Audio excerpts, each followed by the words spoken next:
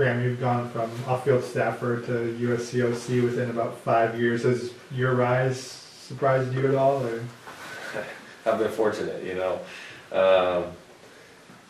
I think, kind of like we're talking about, the rise of the air raid offense is obviously, or the spread offense has obviously helped with that, and my playing career obviously helped with that as well. But, again, I've been fortunate, and I don't think that 5 years ago I would have said, I plan on being the OC at USC in 5 years, but I'm excited to be here. And so, again, I do feel fortunate, and I grew up in a football family, so I think that helped. I know it helped getting back down there to North Texas and stuff, and then obviously the success we had there helped me get to here. But it's been a fast rise and an exciting one, but I'm excited to be here, and like I said, it's going to be a fun ride. Can you walk us through the process of interviewing for this job? What was your interest in it? How that all came about? It's kind of a random deal, honestly. I was, North Texas is a great place, and that's kind of home for me and my wife, and we were comfortable there, and close to family. We have a great team coming back, especially offensively. I got a little quarterback back. We had a little quarterback back in North Texas that was special. He was going to be a senior. Basically, our whole offense was going to be a senior. So I wasn't looking for a job at all.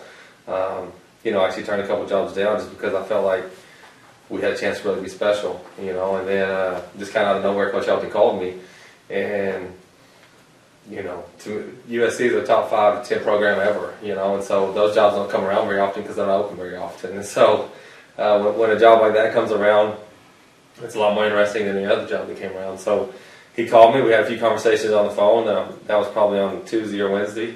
We talked throughout the week. He flew me out here on Sunday and, offered me the job while I was here. Went home, and I think I took it on that Monday. So it was kind of a weak process, I guess, but that's kind of how it happened. And again, I wasn't necessarily looking for a job, but a job like this is maybe once in a career opportunity, and then something kind of pass by. Did you look at the guys you're going to get to coach? What's your evaluation? I mean, is this like, oh, okay, these guys look like they could probably do what I want them to do? I mean, when you look at them. They look a lot different than the guys I've had, that's for sure. So,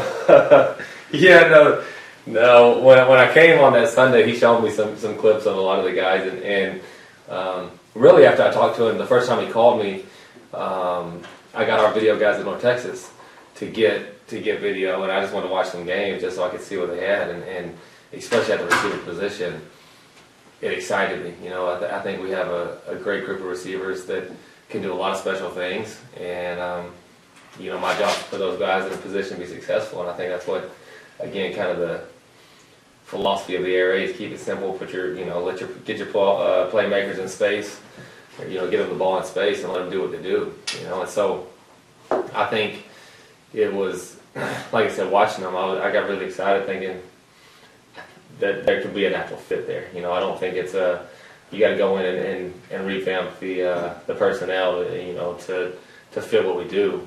The talent's there, and like I said, just got to get them excited about what we're doing and putting those guys in position to be successful and let them go do what they do. When you look at the film, what do you thought about J.K.? He can throw it, And again, I'm excited because in about a week I'll get to work with him myself and really get to see him, But the talent, you can't deny his talent. He's a special talent, and to be able to come in basically as a high school senior, graduate early like he did, and when he should have been in the senior year of high school and come in and play at this level speaks volumes about him. So he's obviously got a lot to him and a talented player, and like I said, I'm excited to get to watch him work here in about a week and really see what we got. You remember when you first took the ball in an air raid offense yourself, and how hard was it to learn it, and when did you realize how it could help you and you were well suited for it? And when was that, and how did that work? Well, when I went to Tech, I think just like anyone gets recruited, they think they're ready to play when they step on campus, and obviously redshirted, and then the next year was competing that spring and broke my ankle, and so the other guy won the job, and then that next year, my redshirt sophomore year, was when I became the starter. But again, I think, kind of like I talked about, the whole philosophy of what we do is keep it simple, and I don't want, if the quarterback's overthinking, then I'm not doing my job well, and that's what I got to spend about 4 years at Green Bay, and I think the best thing about my time at Green Bay was I got to see it done a different way, and I got to see it called a different way, and I think it just really, to me, strengthened my belief in the way we do things here, and because there's West Coast offense, and the playbook's this big, and every play call feels like a paragraph. It looks like this right here. The whole first paragraph he's got written there is what each play call looks like, and I'm like, really? Like, I used to tell them all the time, if you pay me enough money, I'll simplify this whole thing for you, make it a lot easier. They didn't like that. It was like a badge of honor that they could remember a paragraph. And I'm like, well, it's great that you can remember the paragraph, but I can't remember the paragraph, and neither can anyone in here. So you're not doing us any favors. But and so like I said, my favorite thing about going to Green Bay, it was a great experience. You got to learn a lot of great things, but more than anything, it just re-strengthened that the way that I thought was the best way to do things. I think it really, strengthened that belief, and that's the best way to do things. Or that puts the players in the best position to be successful, and that's our job as coaches. To me, is not, can we have a badge of honor and figure out how hard it is or how complicated this game to an extent, but can we make it simple and let those guys not think and just go play, and so I do think that the way we do things allows the players to do that. So as a quarterback, I think the learning curve is sped up tremendously because we're going to try to say, hey, don't think, play. You know what I mean? And we're going to keep it as simple as we can for you, and you're just going to get to be free to go play and attack them. And so, as a player, it was the same way for me, and then, I thought day one I was ready to go play, and then that summer I kind of learned the offense. Lincoln Riley was a student assistant, and I didn't know anybody. I thought he was the head coach or something. He's just a little student. At the time, was Mike Leach's coffee boy, but the coach wasn't around, so Lincoln kind of taught me the basis of the offense. And so I thought day one at fall camp, I'm the man around here. But it took me 2 years to earn the job. But again, just because the offense tries not to overcomplicate things, I think it does. I felt ready quicker than probably most people would coming into a college, going into a new offense. Does your offense, do you call plays, or do you put them in how is it different? Yeah, we call plays for sure, but do they have more than one? Do they have how many options when they go to the line of scrimmage? That kind of as they get comfortable, I'll let them do about what they want. And Coach Leach always told me this, and I don't ever tell my quarterbacks this, but he said, well, what I'll give you is a suggestion. You can call whatever you want, and so that's kind of his philosophy. Now, I will let my quarterbacks, if you see something, check what you want. It's not like you have this or that. If you see a way you can attack them and you feel good about it, should get us into it and let's roll, And so we're going to let those guys play. Again, if they see something and they feel good about a play and they want to change the play that I called, I'm fine with that. I'll send in a play. And again, the more they're in it, I think the more comfortable, the longer they're in, the more experience they have in the offense, the more comfortable they'll feel checking plays. Early on, a lot of the times they'll check an individual route or something, and I'm fine with that too. But as they really get comfortable in it, there's times where they'll call a totally different play, and I don't care, just make it work. That's kind of my philosophy. But, if it didn't work, I'll tell them that was a dumb idea. And if it did work, then I'll say great idea, right? But I'll give them a lot of that freedom. But again, I'll call the play. We're going to try to play fast and execute, but if they see something they like and they want to go attack it, I'll let them go do it. In your 3 years with Luttrell, how did play calling work between you two? He let me call it from day one, and that's what he told me. And that's one of the main reasons I went was because, with Coach Leach, where I was, you're never going to want to be the quarterback coach or two get to call plays, and that's fine. He's obviously great at what he does, but that's obviously something I wanted to do.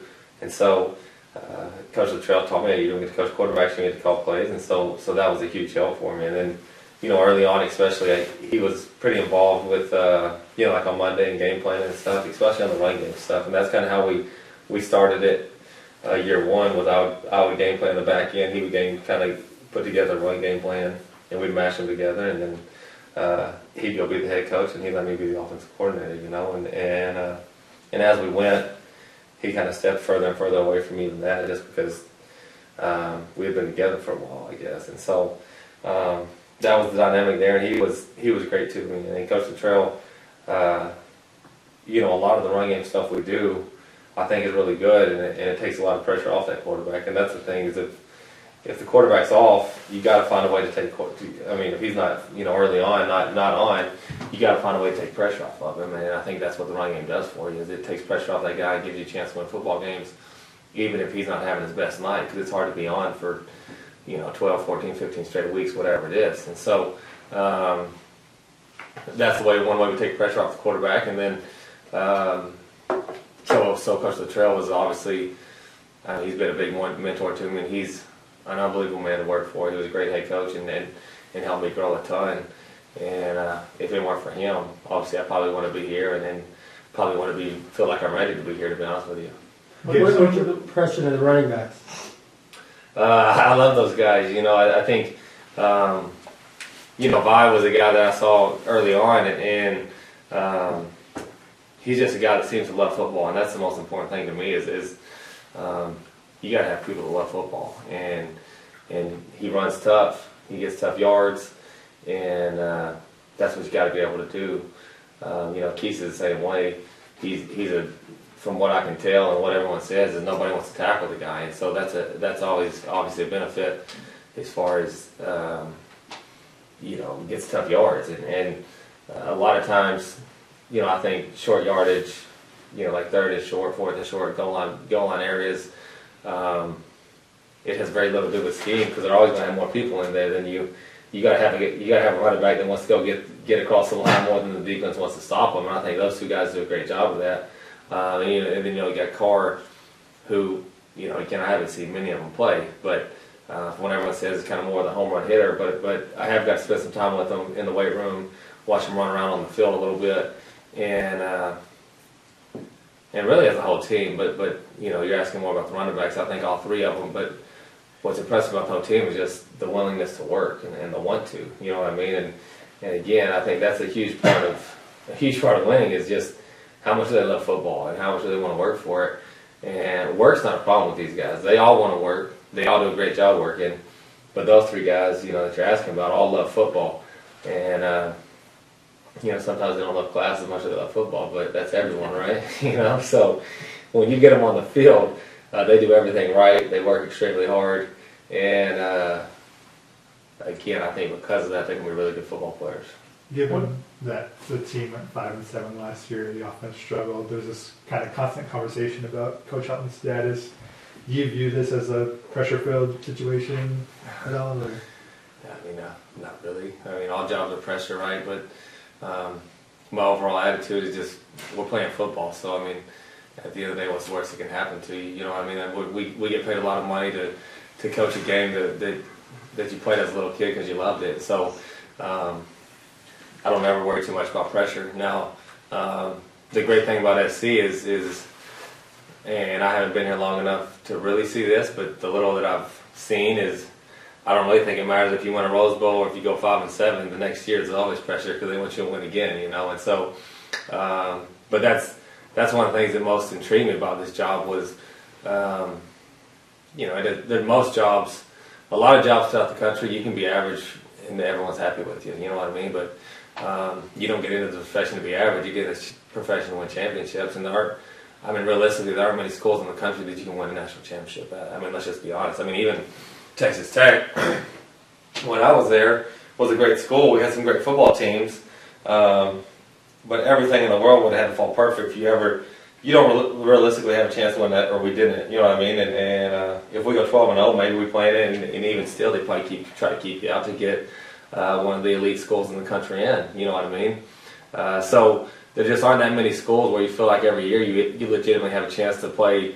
You play in the playoffs, play in big time bowls, play in the Rose Bowl, play in the playoffs, win a national championship, and SC is one of those. You know what I mean? So the expectations are they high? I'm sure they are, but first off, you can't worry about that. We put higher expectations on ourselves than anyone else, I think. But the reason I came here was because there aren't many times in your career that you have a chance to be at a place that you have legit chances to win national championships year in and year out.